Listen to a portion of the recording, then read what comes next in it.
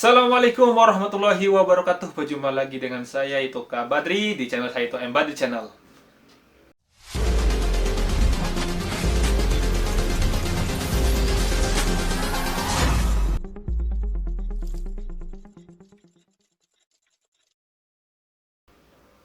Ya, welcome to my channel di channel saya.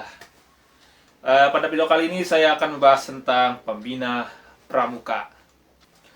Langsung saja untuk pembina pramuka ya. Jadi untuk jadi seorang pembina pramuka itu ada syarat-syaratnya ya. Jadi pas kita ketahui di Indonesia atau khususnya kepanduan Indonesia yaitu adalah gerakan pramuka. Nah, pada beberapa tahun lalu ya sebelum saya bahasanya bergelut di gerakan pramuka ya dan juga masih meraba-raba tentang gerakan pramuka. Pas itu saya lihat ada beberapa yang saya sedikit agak bingung dan juga ingin saya pertanyakan itu soal pembina pramuka. Nah, siapa sih yang sebenarnya yang harusnya masuk sebagai pembina pramuka itu dan juga ada syarat-syarat tertentu nggak menjadi seorang pembina pramuka itu? Nah, di video kali ini saya akan membahas tentang pembina pramuka.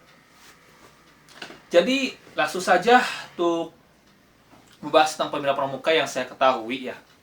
Jadi seorang pembina pramuka itu ada syaratnya. Yang pertama itu adalah mereka yang bahasanya sudah melewati usia 25 alias sudah masuk ke usia 26 tahun. Nah, itu adalah syarat pertama. Itu syarat pertama menjadi seorang pembina pramuka. Melewati semua golongan, dari golongan yang sudah saya jelaskan di video saya sebelumnya. Dari siaga, penggalang, penegak, dan pandega. Nah, itu berarti sudah melewati fase 4 golongan. Nah, sekarang ini adalah fase sudah masuk usia pembina yaitu 26 tahun ke atas. Jadi seorang pembina pramuka itu juga ada syarat-syarat tertentunya. Yang pertama itu yang saya sudah jelaskan di video saya sebelumnya itu harus mengikuti yaitu adalah kursus mahir pramuka tingkat dasar dan juga kursus pramuka tingkat lanjutan. Yang dimana kursus pembina dasar ini adalah kalau disingkat adalah KMD. Nah, kalau sudah mengikuti KMD, si pembina ini juga memiliki syarat tertentu lagi juga yaitu adalah mengikuti jenjang-jenjang yang harus dijelaskan ataupun bahasanya yang ilmu yang dari kursus tersebut ya dilaksanakan.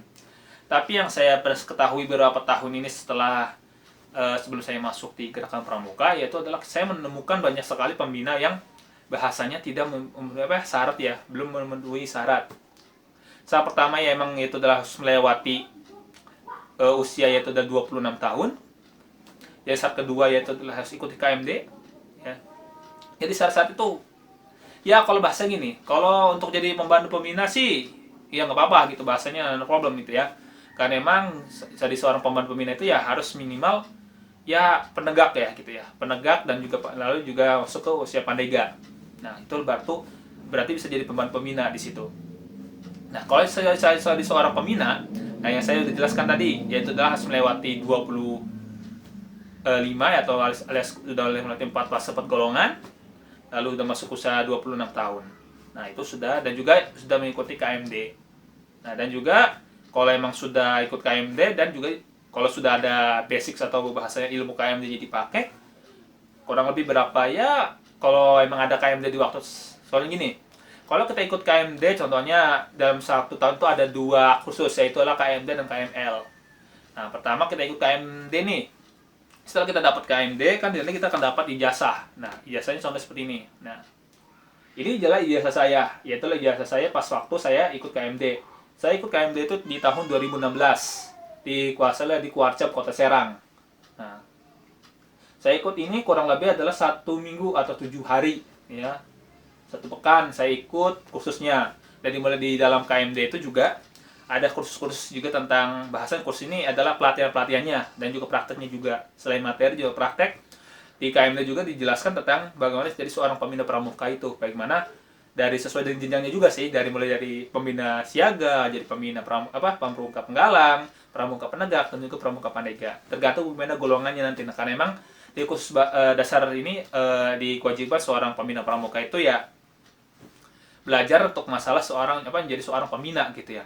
Bukan lagi bahasan gini. terkadang juga anehnya gitu ya, kalau kita bahas tentang pramuka gitu ya, pasti membahasnya adalah anak sekolah dan anak sekolah. Karena emang bahasanya gini, menjadi seorang pembina pramuka itu bukan berarti mereka harus kembali ke sekolah ataupun menjadi seorang peserta didik lagi, tidak.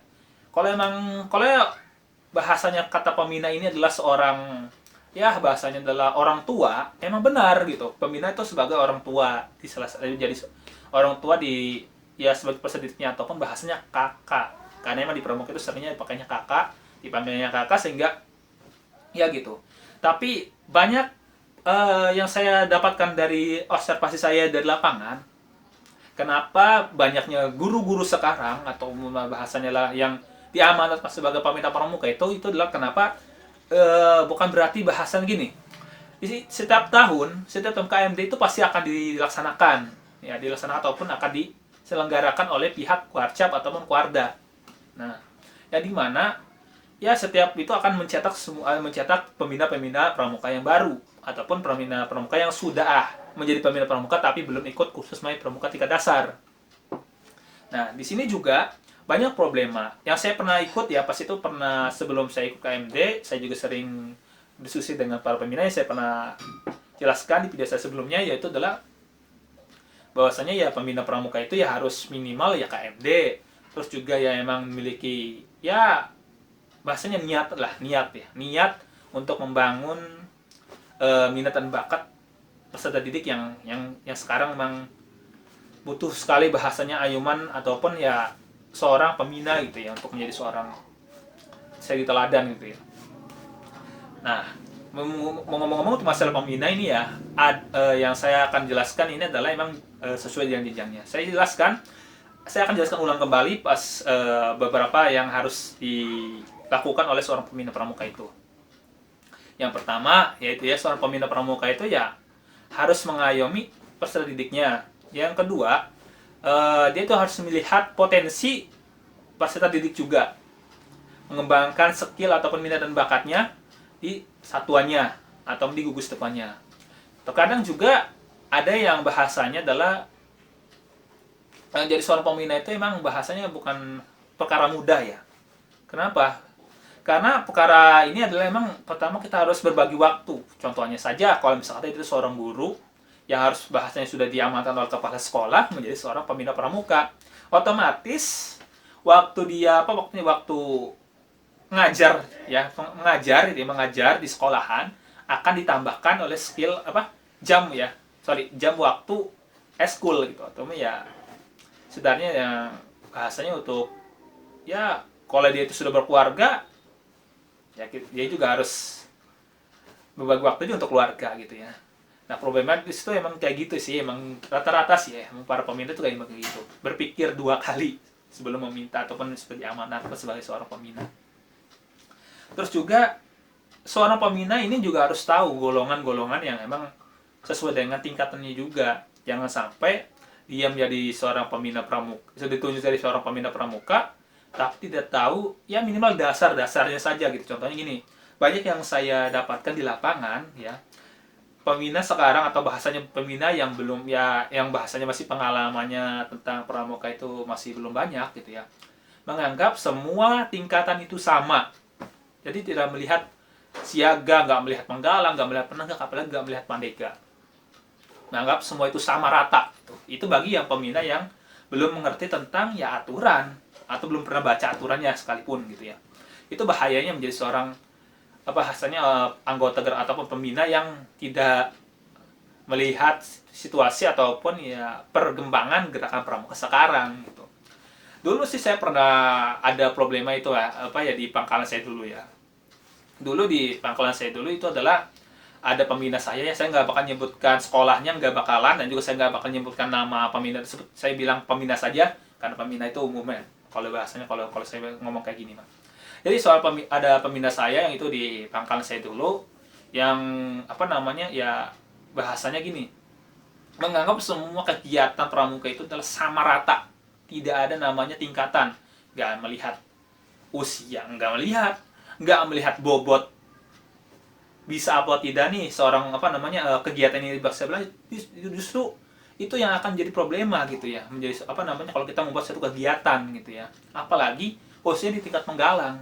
Di tingkat penggalang itu bukan orang apa bukan tingkat penegak yang harusnya bahasanya di ya harus membuat kegiatan real ataupun membuat ya sepertinya perencanaan dalam kegiatan, terus membuat proposal ke kita ataupun surat menyurat, bukan seperti penegak. Nah, makanya yang saya perasakan ya salah satu peminat saya ya tidak melihat itu gitu, bahasanya ya membuat kegiatan itu kan perlu namanya proses dan juga perlu namanya proses yang berhari-hari gitu, tidak mungkin langsung berapa apa namanya 2 atau 3 hari langsung jadi kegiatan ya, itu saya pernah rasakan itu. Jadi saya dikumpul untuk saja ada yang membantu saya ya, walaupun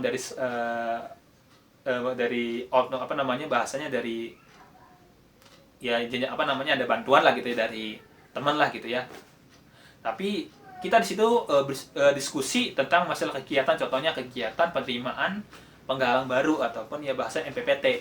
Nah, di situ juga saya kaget gitu, peminat saya bilang kayak gini, kegiatannya bahasanya gini, kegiatannya itu adalah hari Minggu, sedangkan kita dikumpulin itu waktunya adalah hari Jumat. Hari Minggu 2 hari lagi kegiatan, disuruh membuat kegiatan.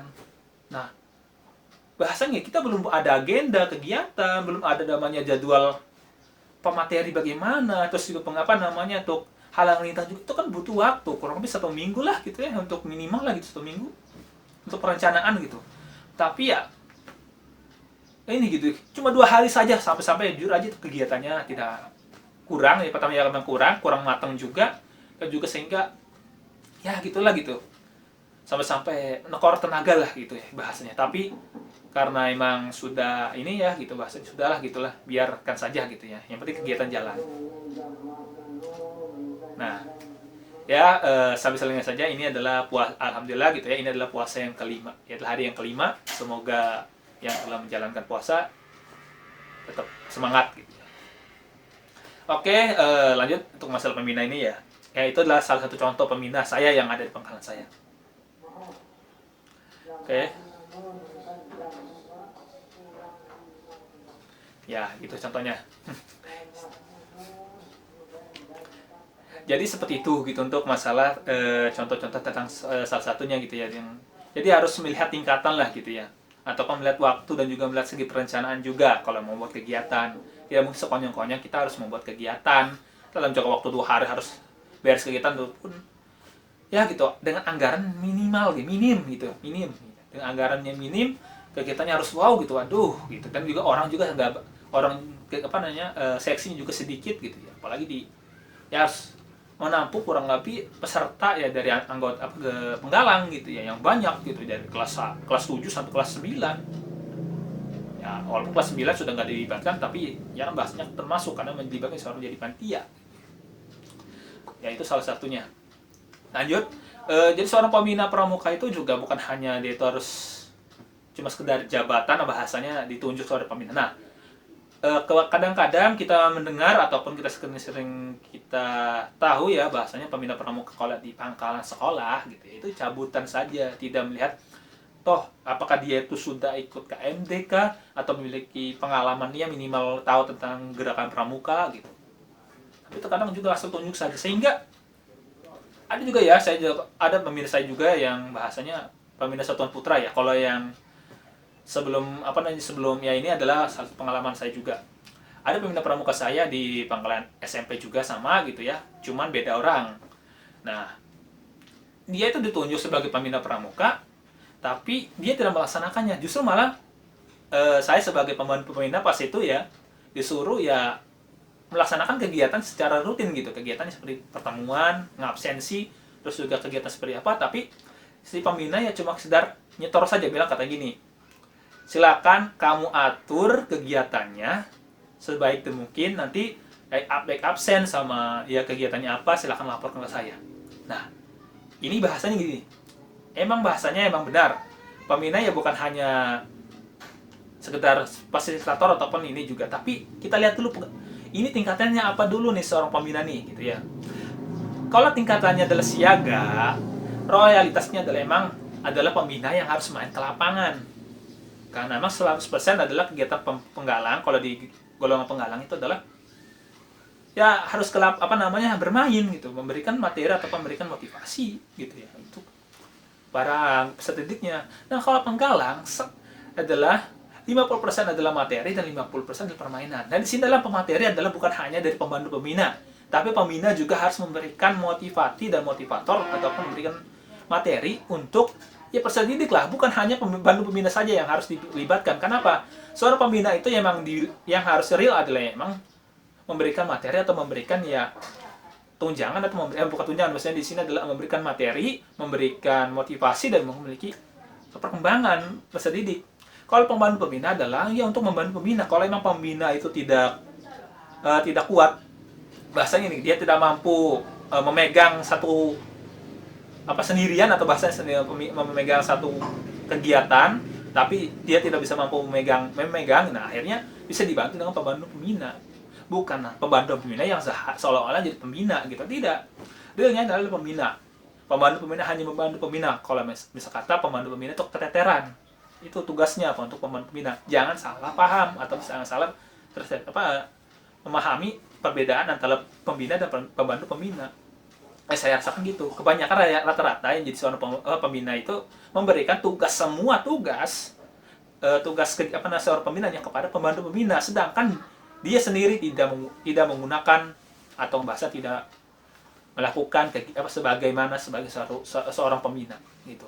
Itu real, bukan hanya di SD, bukan hanya di SMP, bahkan di SMA juga sama. Itu rata-ratanya.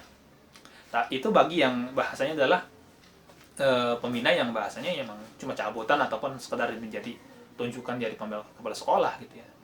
Itu rata-rata yang saya pernah lihat ataupun yang saya rasakan juga. Nah, kalau di pas ini adalah emang pembina saya yang ini gitu ya, melihat ya kayak gitu sehingga saya hampir keteteran gitu BK. Untuk saja di situ saya ada ada pembantu pembina putra dan pembina putri yang gitu. Saya harus real gitu ya. Untunglah gitu kita punya strategi gitu untuk bisa membangkitkan ya kegiatan gitu. Tapi kembalikan lagi, bukan hanya segi pembina aja, peserta didik juga harus dilihat juga. Bukan hanya cuma laporan. Kita ngasih laporan tapi dia tinggal melihat realnya. Itu yang saya sesali. Soal pembina kayak model kayak gitu. Jadi, dan juga saya pernah nanyakan, Pak, seorang pembina pramuka itu ya harus minimal, saya pernah nanya ya, ikut KMD. Saya nanya, Bapak sudah ikut KMD belum? Dan juga dia beralasan, ya jadi dia itu beralasan bahwasanya sibuk, tidak bisa mengikuti khusus KMD ataupun nggak bisa ikut ya bahasan kegiatan karena emang masalah keluarga. Nah, keluarga lagi kita nggak bisa memasalahkan atau tidak bisa menyalahkan kalau emang masalah keluarga ya. Kalau bahasa ini kan seorang pembina itu emang diwajibkan sebagai ya untuk mengayomi peserta ataupun bahasanya adalah anak didiknya. Bukan ya, kita juga harus melihat lagi dari segi ini juga, kepribadiannya juga sih gitu ya, apakah dia tidak bisa ikut atau tidak bisa itu kenapa ya, kita juga nggak bisa memaksakan emang, karena emang sistem pramuka itu emang sukarela sih gitu ya. Kalau emang niatnya pengen memajukan atau pengen membantu ya silakan monggo, tapi kalau kan tidak bisa karena emang ada suatu kegiatan ada suatu masalah atau suatu tidak bisa ya, kita nggak bisa menyalahkan. Itulah emang sukarela gitu ya. Ya memang prinsipnya gerakan pramuka itu sukarela. Ya jadi seorang pembina pramuka itu juga problemanya bukan hanya itu juga. Selain dia itu ikut kursus pramuka tingkat dasar, lalu minta lanjutan juga gitu ya. Di situ juga harus. Apalagi kalau ada bahasanya rata-rata yang saya temukan adalah emang pembina yang tidak sesuai dengan tempatnya. Contohnya pembina paskibra menjadi pembina pramuka. Nah, itu sering saya lihat gitu ya. Jadi saya itu nanya, pernah itu pas itu technical meeting kegiatan atau lomba ya di pangkalan saya dulu.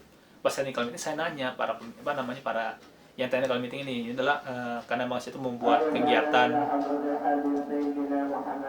ya, karena membuka kegiatan tentang lomba tingkat penggalang gitu ya. Jadi pas itu ini juga gitu ya untuk masalah kegiatan lapangan juga seperti itu. Nah, saya nanya pas itu kakak ini pembina pramukanya.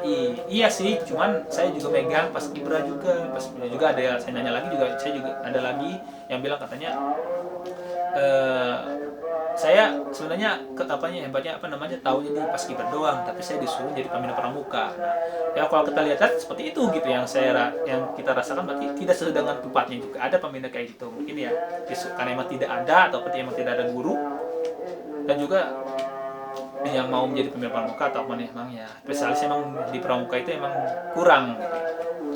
Dan juga kalau masalah ini juga saya pernah bertanya sama pembina saya bahwasanya apakah pembina itu harus dari guru atau kurang keluar dari zona guru ini. Nah, kata pembina saya gini, pembina pramuka pasti itu guru, tapi belum tentu guru itu adalah pembina pramuka. Nah, tadi sudah jelas pembina pramuka itu adalah pasti itu guru, tapi kalau pembina pramuka itu pasti guru, tapi guru belum tentu pembina pramuka. Nah, itu yang saya pernah tanya, yang pernah dijawab atau saya tanyakan kepada pembina saya, dan dia jawabannya dari itu. Seperti itulah gitu. Kalau emang untuk jenjang sedang, untuk pembina yang bahasanya berbasis seperti tunjuk menunjuk. Dan juga belum tentu mabigus atau bahasanya kepala sekolah yang ditunjuk sebagai mabigus memberikan mandat kepada guru itu juga ya, kita belum tentu apakah ya amanat ini akan dijalankan atau tidak, itu orang tahu lah gitu. Itu bagaimana sistem ataupun berjalannya pangkalan tersebut gitu ya. Jadi untuk pembina pramuka yang bahasanya masih kayak gitu, tolonglah gitu ya, jangan bahasanya menghancurkan ataupun jangan sampai memberikan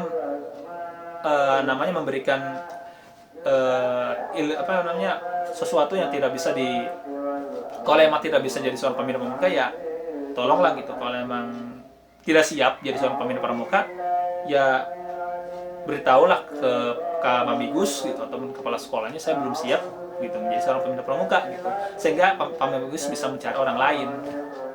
Dan juga kan pembina pramuka juga kan, saya lihat kata pembina saya, bukan guru saja, bisa saja adalah orang yang bahasanya ngerti tentang pembina pramuka, tentang gerakan pramuka, bisa jadi seorang pembina, walaupun dia itu bukan istilahnya, itu bukan seorang guru. Karena emang saya bilang pramuka itu udah universal, umum, semua orang bisa kalau emang dia tuh bahasanya bisa tahu tentang gerakan pramuka gitu ya. Aturan juga harus dibaca, dan juga tentang bagaimana caranya ini supaya bisa bisa tahu tentang kegiatan-kegiatan ataupun ya tentang bahasanya lah, tentang aturan dan juga ya perencanaan yang akan mendatang di gugus depan tersebut gitu ya. Jadi seperti itulah gitu ya. Untuk video kali ini tidak banyak karena emang ya ini waktunya bentar lagi, kurang lebih berapa jam lagi ya? Oh ya, kurang lebih 2 jam lagi kita akan berbuka puasa gitu ya. Jadi mungkin itu saja untuk video kali ini, tidak banyak. Kalau kalian suka silahkan like, komen, dan juga subscribe di channel saya, itulah Embadi Channel. Semoga channel ini bisa memberikan ilmu-ilmu yang bermanfaat untuk kita, khususnya yang menonton video kali ini, dan juga memberikan motivasi dan juga wawasan supaya agar bisa memberikan pemahaman agar kita yang sedang belajar bisa mengerti tentang apa itu organisasi gerakan pramuka. Dan juga jangan lupa like, komen, juga subscribe agar channel ini juga bisa berkembang. Saya akan mencoba terus berkembang agar bisa dimengerti bisa dimengerti lah, biasanya bisa dimengerti dalam pembahasan kita kali ini gitu ya. Akan terus berkembang. Makanya like, komen, dan juga subscribe. Kalau memang ada pertanyaan silahkan komentar ya di kolom komentar. Oke, itu saja yang bisa saya sampaikan untuk masalah tentang pembina pramuka. Tidak banyak karena memang bahas untuk masalah pembina pramuka ini memang masih ya, itu memang kita lihat aja di di lapangan saja, apakah dari omongan saya ini benar atau tidak, ataupun memang masih ada tambahan, silakan komen saja di kolom komentar. Mungkin itu saja untuk video kali ini, tidak banyak. Oke, wassalamualaikum warahmatullahi wabarakatuh. Salam pramuka.